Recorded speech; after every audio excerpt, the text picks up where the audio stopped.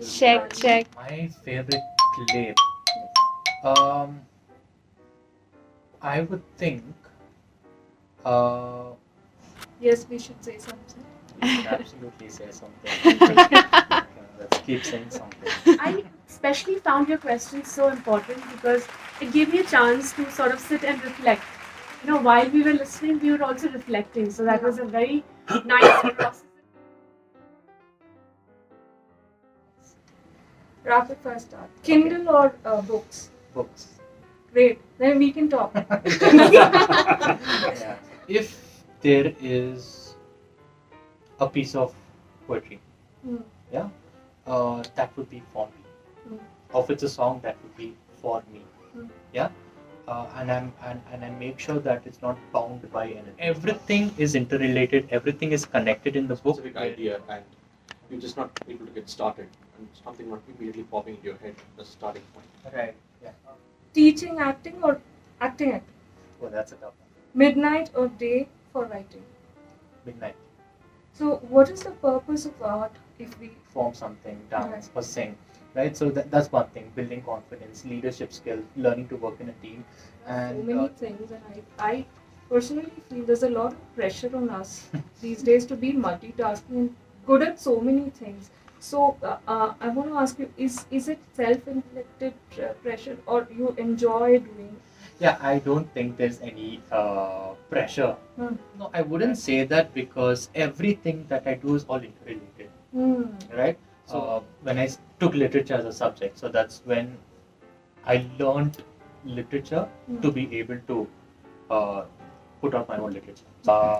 I would say that your mind and being creative is just like the body in one sense, because if you want to stay fit, you got to make that effort. You got to eat a healthy diet, you got to hit the gym, and you got to maintain your body. And to be creative, you got to do the same thing as well. And I've seen that happen because you have to keep exercising. you have to keep exercise. I don't like to force things. I like to keep it very organically. So when I'm sitting and chilling at home, if I'm on my phone, and maybe I'm just going through reels, and I see a reel and I get an idea from there for a melody, I just pick up my guitar and I just play that melody. And I'm exercising my brain in that sense because I have a creative thought and I want to see it through. Right? And sometimes when I sit with my guitar, I'm like, okay, now is when I'm going to practice, now is when I'm going to do something. It doesn't happen. So there's no sure way to be creative, so to speak. It's very subjective, and I would advise that if someone wants to do it, they would let it happen organically. My prep work would just be one-liners.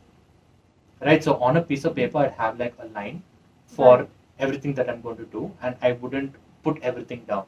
Because for me, I think if my mind is in the right place, and if I'm concentrated and focused on that one thing, right, I would be able to improvise. And I prefer to do that because I'm always the type of person who likes things to go organically. Like I prefer to improvise. And again, it's situation based, right? So for that event, I just had pointers on what's going to happen. But how I was going to go about it, what I was going to say, was what I did on the spot.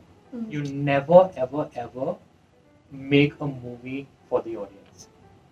You always make it for yourself. Yes, Satyajit Ray also says this. Right, okay. You always make the movie for yourself, and the people who are able to relate to it, the people who are, so to speak, on the same wavelength as you, they become your audience. Yeah. Do you go blank also? Like creative block if you're talking Yes. about Find ways to push through it. You find positive triggers that would some sort of create a spark. like music. Listen to good music. Listen to good music, or go for a walk. Exercise. Exercise, move around. That really. Oh, it's much easier to work with kids than adults as well. They're open. They're very open, and I would say that you would expect kids to run around and jump around and play, and they do that. Okay. But they also understand things like the classroom rules and stuff. So when you have to come back into your circle, come back to the circle. It's quiet time. Yes, but when it comes to the adults, they too run around and jump around and play and everything. But when it's time to come back, they're still running around and jumping around and playing. So that's always been a challenge. Yeah, and I make a mental note. So suppose on my phone on Google Keep, I write that one word, and I write that one phrase, I come back to it and I write the next phrase, even if it's after 2 or 3 weeks. I need to enjoy the food that I'm making myself, even if I do not like the dish.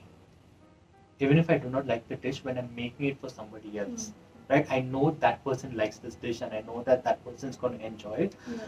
I need to enjoy the process. I need to enjoy the process. I need to, even if I'm not going to eat it later, the entire process is something I'm going to enjoy.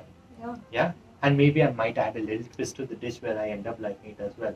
Because if I'm not going to like it, then you open your eyes and your dream disappears. As the sun rises, you face reality with a cup of coffee, or maybe with a cup of tea, whatever you like. Yesterday was somebody's future. Tomorrow will be my past. Today is what we must live for to make each sunrise last. I'm possessing people and throwing people around the room and everything, but this thing did absolutely nothing. It just stood there, and I think that's even more scary than it doing anything.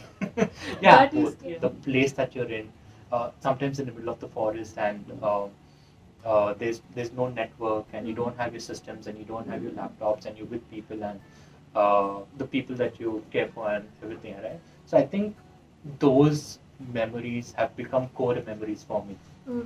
And I think subconsciously they spill into my work.